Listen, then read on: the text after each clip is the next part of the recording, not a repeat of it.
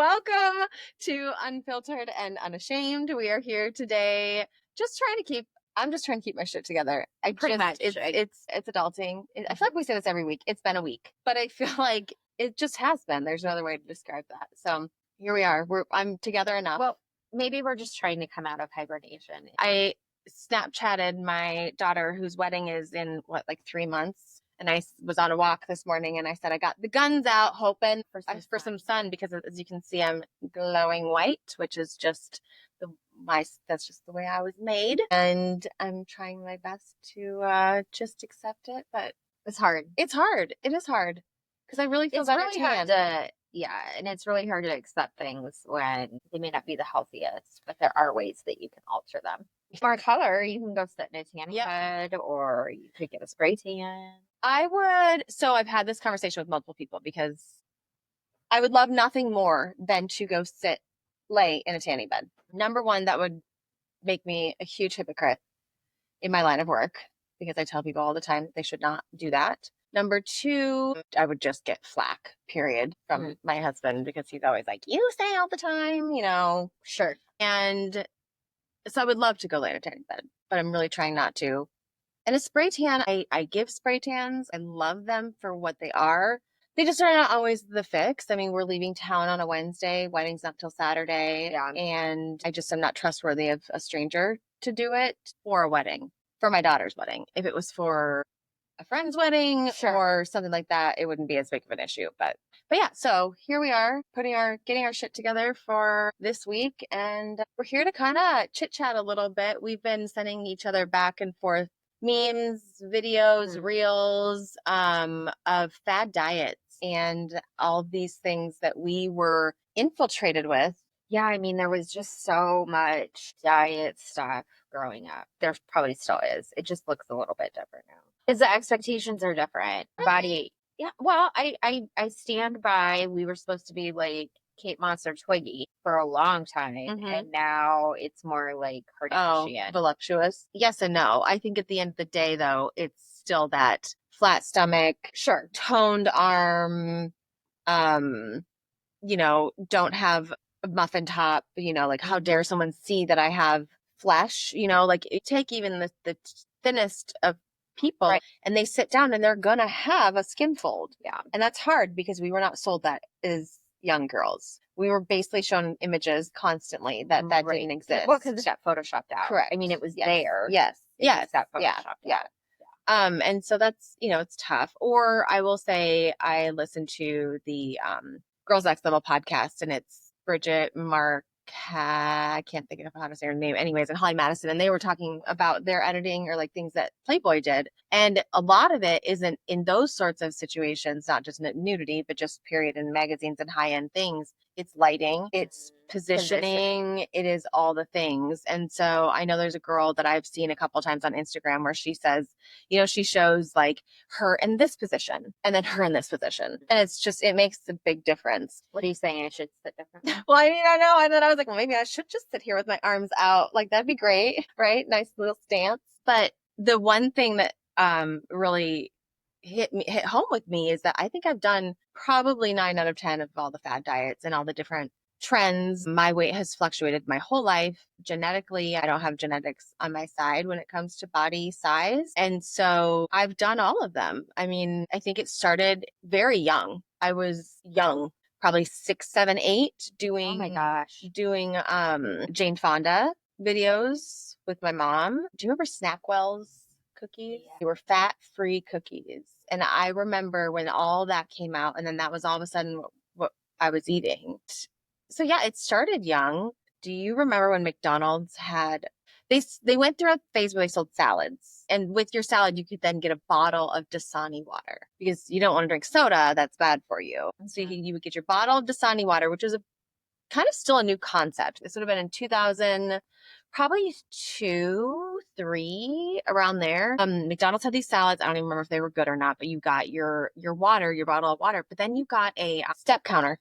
I don't know what they're called, but like a pedometer. Yeah. And you'd wear it so you could count your steps. And that's where that whole concept started coming into play in my memory. And I remember being ish around there and obsessing over my steps. I was skinny fat. at that time in my life. So I had like zero muscle, and you can like see the pictures too. I look very like gaunt, but I still wasn't skinny enough for myself. But did you do any? I mean, those are just the very tip of the iceberg. Not really. Yeah, you kind of maintained. I mean, I maintained pretty well. There was a short period of time in high school, I think, where I took like diet pills. Well, those were just also, I think, kind of one of those things where it was the energy rush that you got from them as well, right? Right. Well, this was also the like no dose with Mountain Dew era, right? Yeah. Who needs like Not a teenager. not a teenager? No. I did that for a little bit. I was always really kind of self-conscious about weight and body image and stuff. My biggest struggle has been in the last 3 to 4 years. So once you hit your older stage of life, You know, I turned 40 and then things just started changing. Hormones changed. I had maintained pretty much within 2 to 3 pounds the same weight, like probably age 20 until age 40, with like no exercise. okay, I mean, I ate all right, sure, but I wasn't like conscientious about any of it. And then I hit 40 and I was like, on certain foods, I'm like, oh, I really don't feel good after I eat that. Oh, yeah. Right. Which I didn't pay attention to. Did parents, I remember my dad used to use the term gut rot. He's like, I can't eat that. That gives me gut rot. Yeah. And so I'll say that now. I'm like, well, I can't eat McDonald's. I would love to eat McDonald's. Sure. But it doesn't make feel me feel good. Yeah. And so then I was like, okay, well, I'm going to start working out. Yeah. I'm going to start eating different. And there's been no change. Literally no change. Yeah. Like, I've even tried different scales because literally the scale says the same thing every time. And you're like, this is not possible. And it's like, it's not. It feels how like is that impossible? It feels impossible. Do you weigh at the same time every day? No. And I don't weigh every day. See, well, that's disordered. Would that be disordered eat? No, what would that term be? Where it's like that hyperfixation. I was to a point where I would weigh myself multiple times a day at the same time. So I could track where I was at. Yeah, like, so I will say, if it's the same every day or every time you weigh, I would weigh like once a week in the morning. Okay, so it is at the same time, yeah, roughly. I think you might have it harder, in a way, from somebody who has done kind of the up and down, where it's like all of a sudden you had a complete 180, and so I can't imagine how frustrating that would be. This was one of the things I didn't have to put at the top of my priority list. Right. And now I have to, and that would be really frustrating. I think that it pissed me off because it's like, why? You know? Yeah, I mean, I can appreciate all the rational logic behind it. Your metabolism's different, your hormones are different, yada, yada, yada. That all being said, it's really frustrating to be conscientious about what you're doing for diet and exercise. And it's not a perfect, you're not like so rigid that I'm not going to have, you're not going to have a piece of pizza when you go out to dinner. But to feel sort of betrayed by your body, or just frustrated because it's not doing what it's supposed to do. Yeah. And I mean, I think that kind of summarizes it for everybody. Probably. But yours is just a new. Yeah, it just it still feels like an acute thing rather than an ongoing thing. Yeah. To think about how much time and energy I have spent thinking about what food I can put in my mouth, what food I shouldn't put in my mouth, what size I am, how much I weigh, what store to shop, what friends am I hanging out with. Because you're a 4 at the store and a 6 at another. Correct. Or friends that I hang, it's like, okay, well, who am I with? And like, are they bigger than me or smaller than me? That's going to affect the way that I dress. When I say I've done everything, we could have like probably 8 episodes on everything that I've done between. I never went to full blown. I would say I have disordered eating, and I don't have an eating disorder. That is kind of the gist of what I've gotten from just my own personal research, because I never was full blown anorexic. Sure, I would skip a meal, or I would do the whole like, I'm at 1,000 calories. That's all I'm eating. 1,000 calories, period. And I would count every calorie that went in my mouth, including a piece of gum. Like it all got tallied. It all got logged. And then I also did the way of like Weight Watchers, where it's like, well, you're supposed to be eating more and managing how much and all these different things. I did the Special K diet. It was, you bought a box for breakfast and lunch and then a sensible dinner, whatever that is. I was in my 20s, and I would measure with a measuring cup the 1.5 or 1 3/4, whatever amount of Special K cereal you could have. And then I'm sure I used skim milk. And that was what I had for breakfast. That is what I had for lunch. And at that time in my life, I was raising a toddler. So not just stagnant. I was home all day with a toddler. And then I waited tables in the evening. So it wasn't like I was not moving my body. Right. And who knows what my reasonable dinner was, right? I mean, we didn't have any money at the time. So it could have been something like macaroni and cheese. And then it's like, well, what do you mean you can't lose weight? Well, you're starving your body. And then the second you get sick of doing it, because you're like, this isn't doing anything, I'm frustrated, then you're like, F this, and you give up and you move on to the next thing.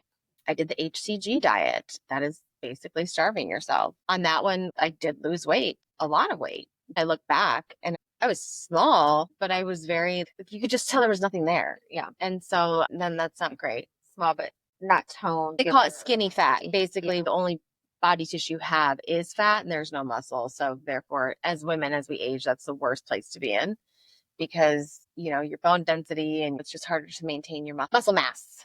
So yeah, and it is really frustrating because it's something that I have probably spent more time thinking about than how to even be successful in other things in life. And it's like, why did I do that? Why do I do that? I mean, it's still on the top of my head all the time. Right. Now I will say fuck it a lot more. Fair. Say at lunch when I was like, yeah, fuck it. I'm having Jimmy John's. And I didn't get an unwich. I didn't do it. I didn't get an unwich. I did not even go for the wheat bread, even though caloric, it's about the same, but wheat has more nutrients, blah, blah, blah. But I didn't get cheese. That was the one where I was like, all right, I still have some control. I think cheese tends to be a healthy fat. It is a healthy fat. And has some protein. It does. If I would have gotten the unwich, I would have gotten the cheese. Yeah. So, yeah. No, I agree. Cheese is one of my number one snacks now. Like if I can't find anything to eat, I go cheese. Absolutely. And I don't feel bad about it at all. Nope. The pizza, slices of pizza cost, I talk to you about this all the time because you can go feed your family for like $4. Perfect. But they're huge, right? They're huge pieces of pizza. They are. The cheese pizza has enough protein for me to hit almost half my protein goal for the day because of the amount of cheese that's on it. Now, caloric wise, I suppose it's probably, it's more, it depends on where you're at with your calories, right? I mean, whatever they say your metabolic resting rate is, which is also hard to believe. I'm like, how come that never changes? I'm always within the same 200 or whatever.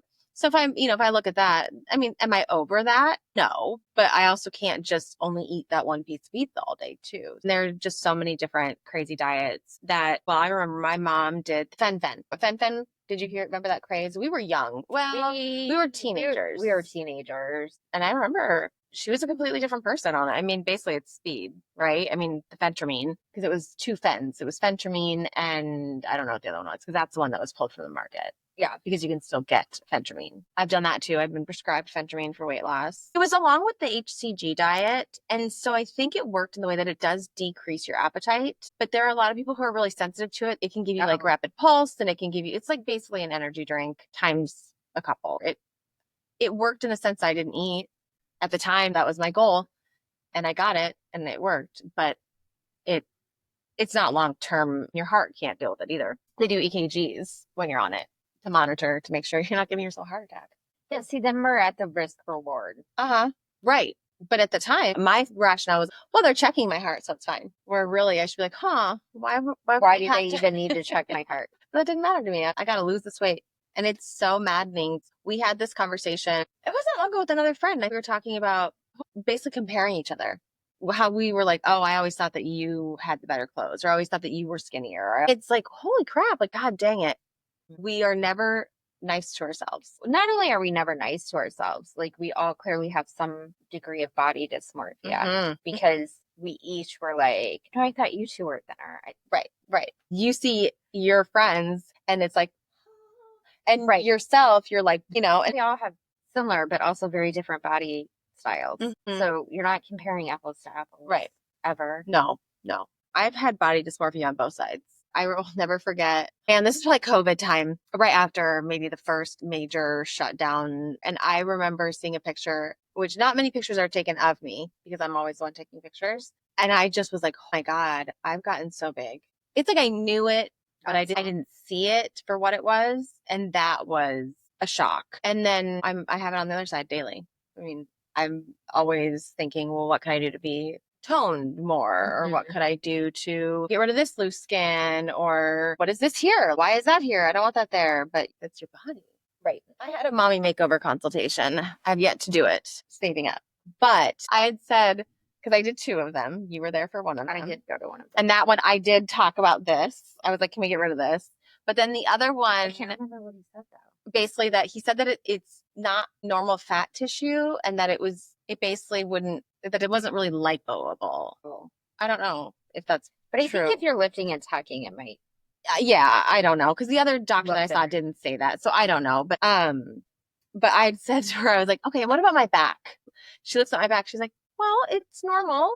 But I mean, like, there's like a lot of tissue there. She's Right. like, yeah, that's normal. I'm so used to, in my mind, the images that play of the body that I want isn't normal.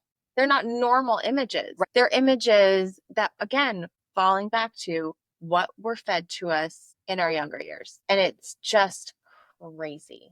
Crazy. I was listening to a different podcast the other day. It's called Messy with Christina Applegate and Jamie Lynn. I want to say Siegler. Is that right? I think that's right. Okay. They both actually have MS, but they're on this podcast together, but they both talked about their eating disorders. And Christina Applegate said that she was in her 20s and she said she'd gained 2 pounds and she was so upset with it. She couldn't get it off these certain areas that a doctor did lipo on her. And she said, now I look back and I'm like, why would that doctor do that? And she said, I remember him saying, well, you're a perfect candidate to show that, just that you have you work out all the time. You're super fit. You're super healthy. She's like, which I wasn't because I wasn't eating. But it just shows there's just some areas you just can't get. And so they lipoed it out. And she was like, what the, I mean, so it's everywhere. It's like even the people that you think that they are, I mean, would you ever think Christina Applegate was anorexic? No, not Right. really. I'm trying to think through like the different eras of her career, and She was always thin. Yes, but never came across as skeletal. Emaciated. Yeah. Not at all. Yeah. I mean, and that's just, I think it's just sad to think But about. who knows what she thought when she looked in the mirror. Well, that's what she says, basically. It's just, and they both hit on that. But for them, what's really interesting is that they talk about how, they were so disappointed in their bodies then, and how the level of disappointment is so different and greater now. I believe Jamie might be in more of a remission than Chris, just from basically what I can kind of grasp on the podcast. But and that's kind of too your body expectations that we put on our physical appearances. It's so important to remember what your body is capable of. Right. And if you can equal that out in any way, it's like, because I think about that too when I'm at the gym, because again, I want this mommy makeover. I want the belly gone. And I try to remember because I'm there and I'm like, say I'm doing any sort of ab work basically, and I'm crunching and I'm like, oh, my belly's there. And it just drives me crazy. Oh, because it feels like it's in the way a little bit. Yeah. But then I'm like, you're still doing it. Well, you're still doing it. And also like that's the result of having 3 children. Yes. Which that's why I'm aware I'm not like, I've gotten over the like disgust with it.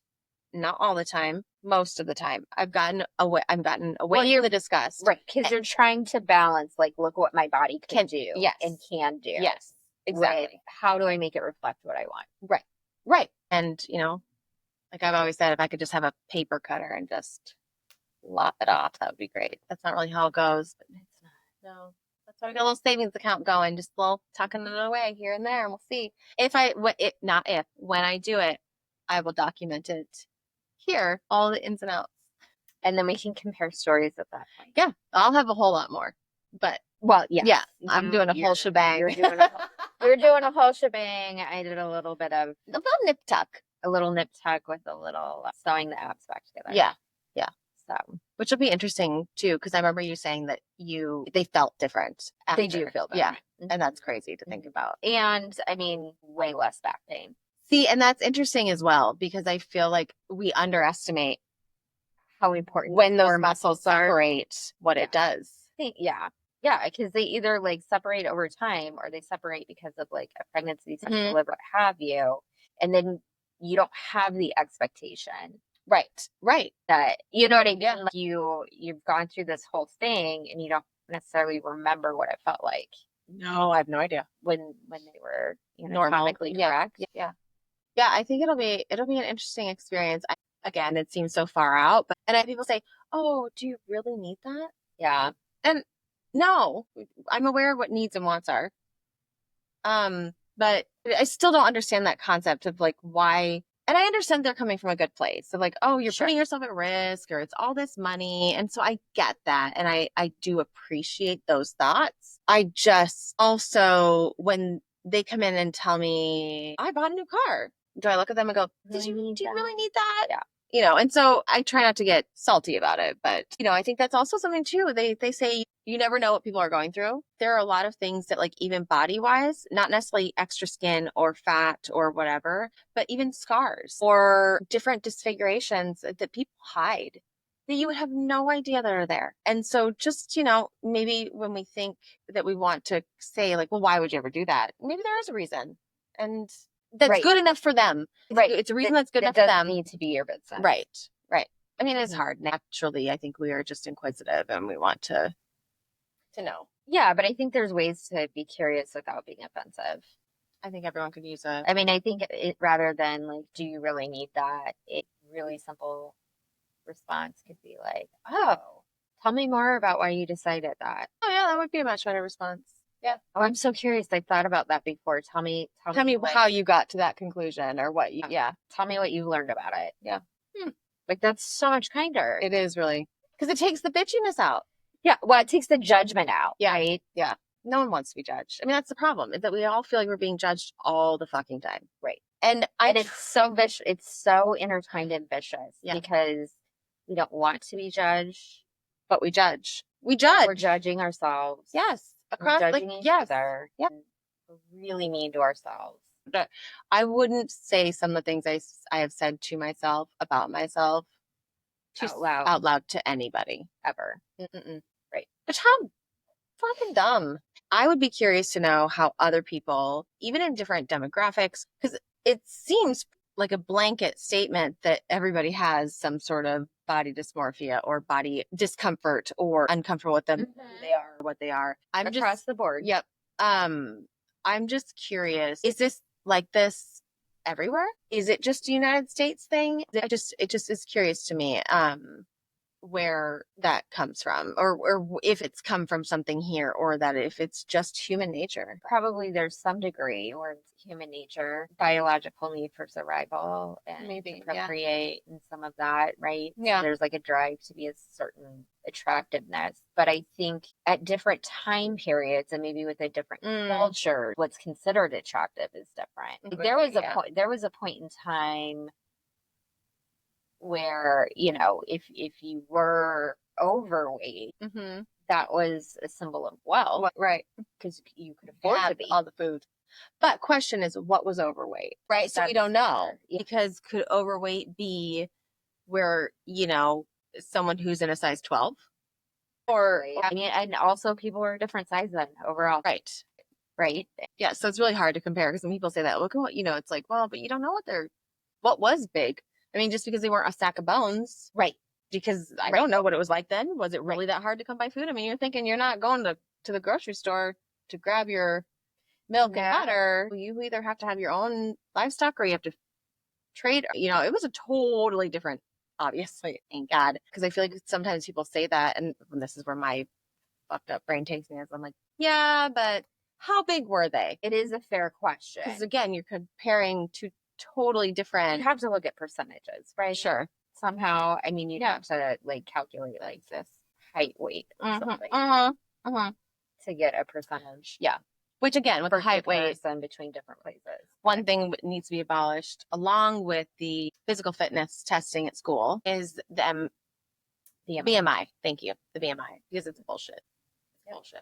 I have a friend who, and you worked in the medical world a lot of your life, and I have a friend who's a physician. He was talking about all the GLP-1 medications, and he's a internal medicine. Thank you. So he's like, I have a lot of patients, and it works. It's fantastic. And we were talking about how they determine who is good candidate or whatever for it, or how they can prescribe it. And you know, he's like, well, BMI is basically where you're at with it. I mean, this was a couple of years ago. I was like, I'm 8. According to my BMI, I am as well. And I'm like, and over 3-4 months ago, I was borderline obese. So he was like, well, it's a good starting point for us. I'm like, but is it? Yeah. I'm like, look at you. I said, you're a 6 foot male and you're fit. So I bet your weight with your Right. height puts you at an overweight to obese. I don't know if it's because he's a man. I've known him since he was younger. I don't know if he's always just never had any body image issues. I'm like, dude, have you never thought about this? Like, it's never even crossed your mind. You're a doctor who uses BMI to determine the appropriateness for certain meds or treatments or whatever. And it doesn't occur to you that you would be in a category that you wouldn't put yourself in mentally? It just was like a light bulb went off. And I was like, huh? How many times have you checked your BMI? Well, again, I've done it more times than I can be proud to say. It's easy to pull out the BMI Right, calculator, easy to do, and your BMI is on all your medical stuff. Mm-hmm.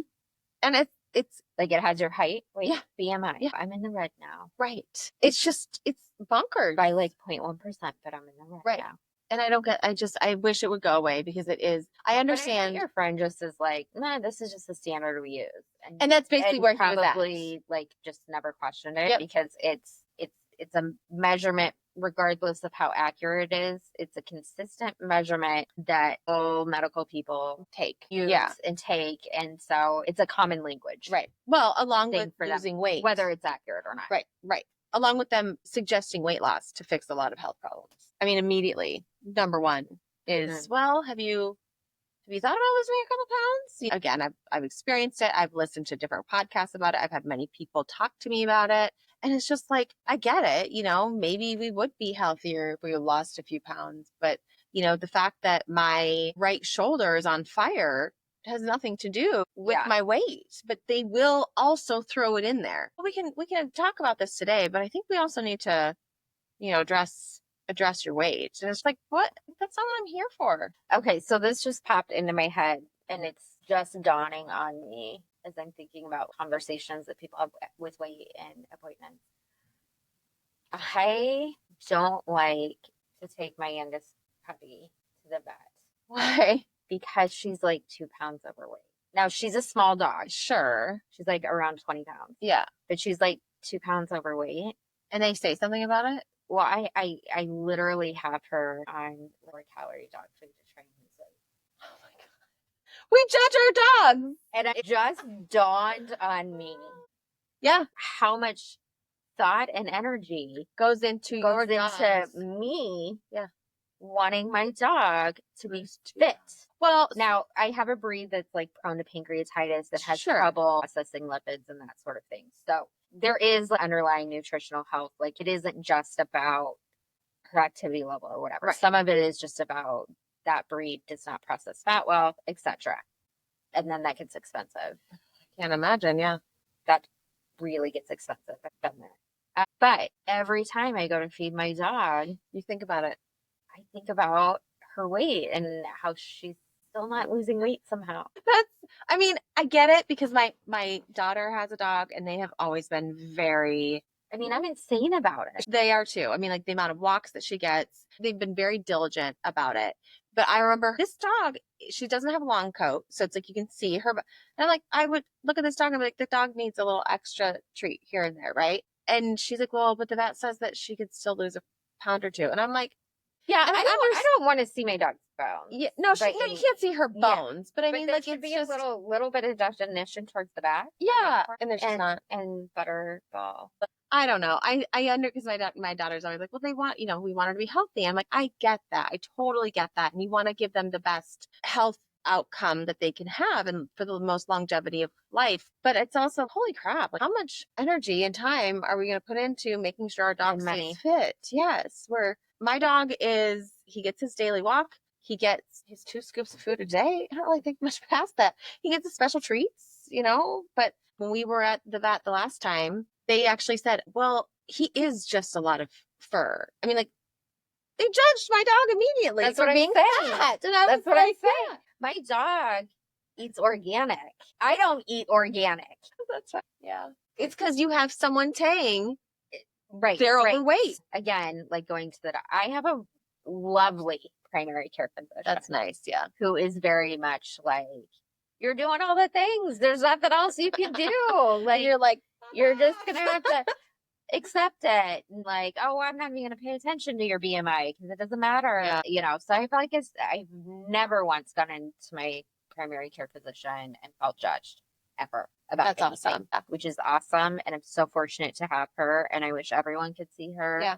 Except then I wouldn't get appointments. No, you would not. So I've stopped referring her to people because I need her. That's fair. That's to fair. be my life. Don't do that for your hairstylists, estheticians, or massage therapists, though. I have clients who have said that. I don't want to refer you to anybody because then I can't get in. And I'm like, excuse me? No, I get it for the doctor. They're doing just fine. But for us self-employed folks, like, no. You give us all the referrals. Yeah. We'll make more time. We'll find time. But anyways, We'll find time. Yeah, I think it is. We will, especially if you've been a long-standing client. Yes, I mean, yes. come on. But yeah, so I guess my experience with kind of that shaming about eating and overweight and whatever from a physical has primarily been from taking my dog to the vet. And she's only 4. So this is got a long time. Turning 40 fucking blows. Yeah, it does. It does.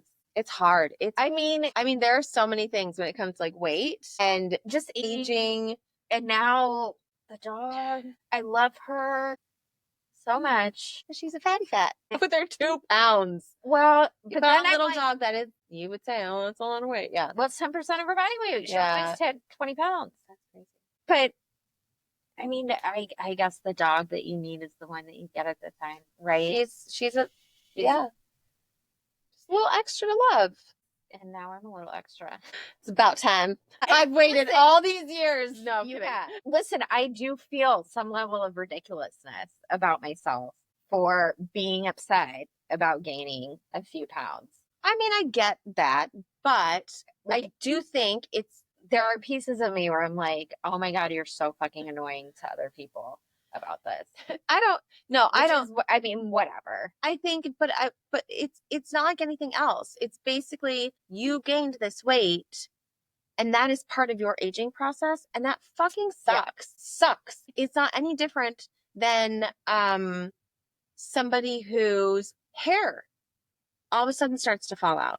So it's just a different part of aging. So I don't think you should feel any way about it. It is your journey. And I don't know how much you've gained, but it's like, if it's 7 pounds, even if it's 45 pounds, you have every right to be like annoyed and upset because you didn't change anything. Your body changed. Fair. You didn't change anything. Fair. And so I mean, if anything, I'm more fit now than I've ever been. Right. Well, and I eat healthier than I've ever. It's important to remember that because so many people, and I'm sure you've got this basically your whole life. I would say right now I'm in the best shape of my life, meaning fit wise. I'm not necessarily like, again, I want a mommy makeover, right? But at the same time, it's really hard when people say things like, well, but you wouldn't know. I was skinny shamed. Yeah, skinny shamed. And I know there was like when I was in college, I was very much skinny shamed. And so maybe that is the underlying, I feel like I'm being ridiculous because everyone else made you feel like I should never have any body image issues. Right. And that's not true. No, it's not true. Because again, it's not you. It is you, but it's like you have every right. Yes. It's influenced by our culture and all the messaging that we got. Yeah. And the fact of being at first being skinny shamed, I almost, because of my delusional, unhealthy thoughts about myself, I almost took it as a compliment because I was like, oh, thanks. I mean, which is so stupid, right? It's not healthy. It's I mean, it's like backhanded. It's like one of those backhanded compliments. It's supposed to take either way. But in all reality, it's not appropriate. No. It's not nice. And it isn't to say anything about someone's body unless you are lifting them up, unless you are telling them how strong they are, or the comments have to stop. Yeah. They just have to stop. Yeah. No, I agree. At that time was trying to gain weight because I had some stuff go on. And so I had dropped way below where I should have been. Right. Like it was stomach issues and anxiety. It had nothing to do with trying to lose weight. I just dropped weight. Mm-hmm. And so I was already self-conscious and I was drinking Ensures, the Pedialyte and all sorts of shit to try and like up my weight. Yeah. under, my doctor's request Mhm. at the time. And sometimes there are things happening in people's lives That you're not aware of. that you're not aware of. And what you may mean to be kind of a backhanded compliment or even just a compliment Mhm. is not. After my brother died, I dropped really low again. Mm. Like I had a pretty steady weight most of over Yeah. the last 20 years. I've had a couple times where it dropped down. So someone had commented and noticed, because I mean it was Noticeable. Yeah. noticeable. And someone had said something when I was at work about, oh my gosh, like what diet are you doing? And You're like sibling death. you look so amazing. I know they were being well Right. intentioned, Right. but I literally looked at them and I said, yeah, it's grief. I literally can't eat. It's Right. grief. Right. And then it's like, and you don't want to make them feel like an asshole, but it's also I mean, I like, kind of do. well, but I mean, well, fair. But I feel like, Listen, if you're going to speak out of line, yeah, I'm going to call you out. yeah. But in their brain, they thought you were weren't. giving you a compliment. Right. And it's like, no, no, no, no. Right. But when you're saying that, you were intentionally trying to gain weight, immediately I could hear the things that I'm sure people either wanted to say to you or did say to you. Must be rough, must be hard. Well, why don't you just eat a cheeseburger? All the things that I'm just mad. No, that's not nice. Just like it isn't nice to say, do you really need that second helping? Mind your own fucking business. I'm slowly getting through Mel Robbins' Let Them Theory book. And ironically, I was waiting for an appointment this morning. I was reading a little bit. And I'm not sure what chapter it is, but everything I read this morning is about how making comments like that don't motivate people to change. Right. They do not. At all. No, it pisses like, you off and it irritates you and it hurts your feelings and it makes you feel less than and it makes you feel like defeated and alone. Right. And yeah, they're not nice things to say. Yeah. You don't have anything nice to say. Keep your mouth shut. That's right. Or make it really fucking funny. Then it might be worth it. Yeah. Yeah.